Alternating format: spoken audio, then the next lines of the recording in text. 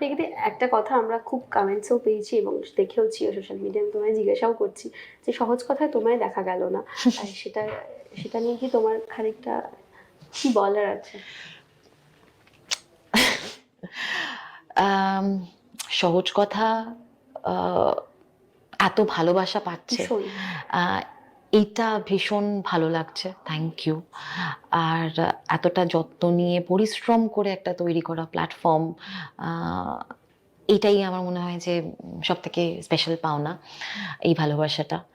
আর আমি কিন্তু সহজ কথার শুরু থেকেই ইনভলভড থেকেছি, মানে যবে থেকে ভাবনা চিন্তা টিল মানে কি প্ল্যানিং প্রোগ্রামিং ছিল, সেই সবকিছুর মধ্যেই থেকেছি।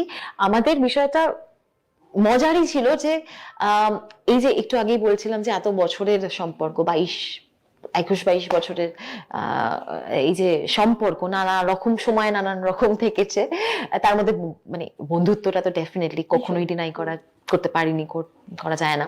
তো সেখানে হাউ ডু আই অ্যাড্রেস হিম, মানে পডকাস্টে, মানে দেখো একটা তো পডকাস্টের জন্য তো নতুন কিছু জানার একটা তো থাকতে হবে না ইন্টারেস্ট। এবার আমি, রাহুল যদি আমাকে জিজ্ঞেস করে যে তোমার ছোটবেলার বিষয় বলো, তোমার কাজ শুরুর বিষয় বলো, তোমার প্রথম প্রেম বলো, তোমার মন ভাঙা বলো, তো আমি ওকে কিভাবে উত্তর দেবো? পডকাস্টের হোস্ট হিসেবে, বন্ধু হিসেবে, হাজবেন্ড হিসেবে, হাউ?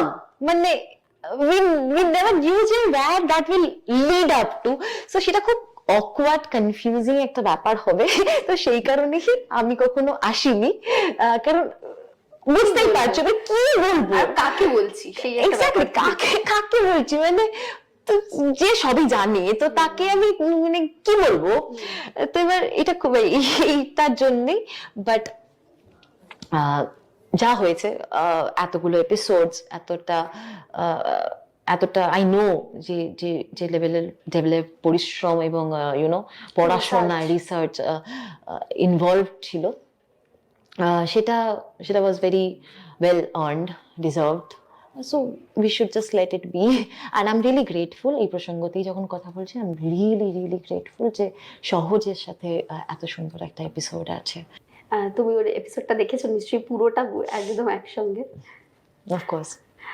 তোমার আগামী দিনের কোনো প্ল্যানিং আছে সহজ কথা নিয়ে? Just let it be.